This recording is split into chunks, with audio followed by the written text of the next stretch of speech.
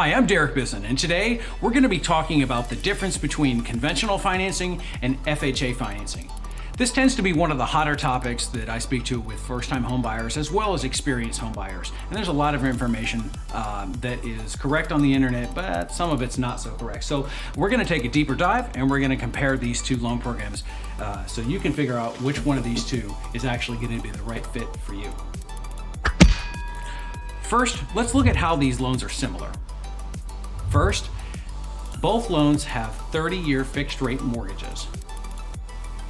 Both loans have no prepayment penalties or early payoff fees.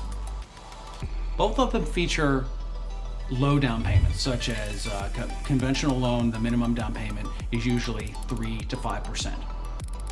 And FHA, the minimum down payment is 3.5%. The qualification standards for FHA and for conventional are identical in most cases. We call it traditional full doc, meaning that the income is derived from your tax returns, W-2s, 1099s, K-1s, pay stubs, and perhaps even an employment verification from your employer. There are minor variations in some of these underwriting standards, and a seasoned loan originator can help you determine whether or not that's actually going to make a difference to your loan application or not. Both loans can be used to purchase single-family homes, townhomes or villas, multifamily homes such as a duplex, triplex, etc. And in select cases, they can sometimes both be used for condominiums. Okay, now that we've seen how they're similar, let's see how they're different. Conventional loans for occupancy can be used for owner-occupied second homes or investment homes. FHA can only be used to purchase an owner-occupied home only, so you can't use an FHA loan to purchase a second or vacation home or an investment property. Now, here's another area where they're different when it comes to mortgage insurance. A conventional loan is not insured by the federal government like an FHA loan is. So if you're putting down less than 20% on a conventional loan, there's going to be something called PMI, or private mortgage insurance. That's an insurance policy that you pay to cover the lender in the event of default.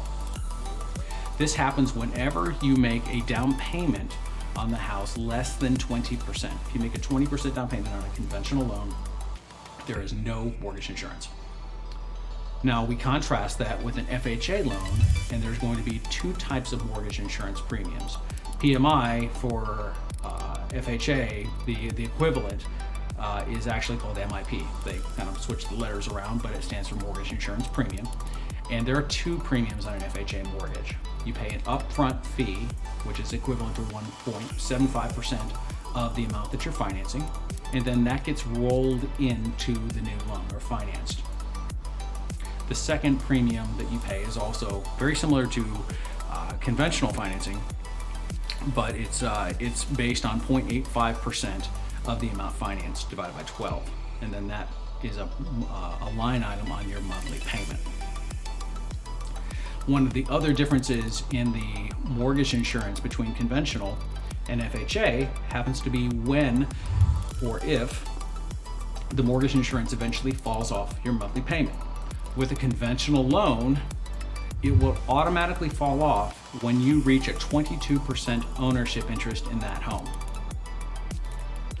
If you are purchasing an FHA loan with less than 10% down, then the mortgage insurance will be on the loan for as long as you have that loan.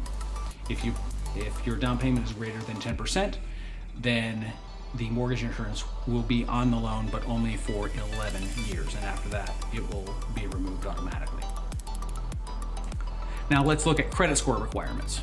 For conventional financing, the minimum middle FICO score for an applicant is 620, whereas FHA can go a bit lower, down to as low as 580. This makes, if you have credit challenges, this often makes FHA a much better option, and we'll talk about other reasons as well. Now, the loan amount maximums for most of the areas in Florida, for conventional, you can finance up to $510,400, making it ideal for larger purchase prices. For FHA, the general, for most areas in Florida, the maximum loan amount is $331,760. Again, that's the maximum that you can finance with an FHA loan.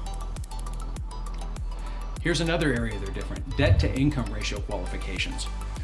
With conventional financing, the maximum amount of debt that you can cover is about 50% of your gross calculated income.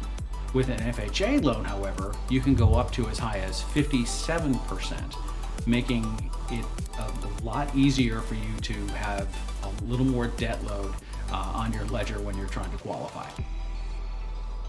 Now, the interest rates and terms are actually a little more flexible on the FHA side than they are conventional.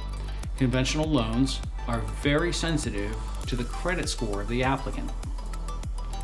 That also not only applies to the interest rate of the loan, but it also applies to the private mortgage insurance, or PMI, if you're putting down less than 20%.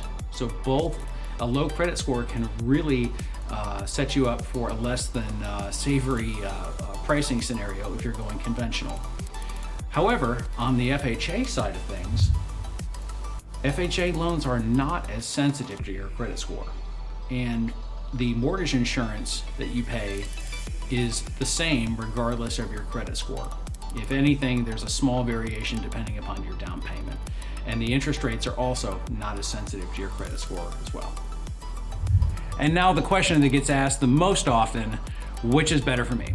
If you have a really good credit score and you're, let's just say a 760 credit score, in most cases, just right off the bat, conventional is probably the way to go. Or if you're making a 20% down payment and your credit score is a 660 to 700 or even higher, chances are, again, conventional is going to be the loan for you.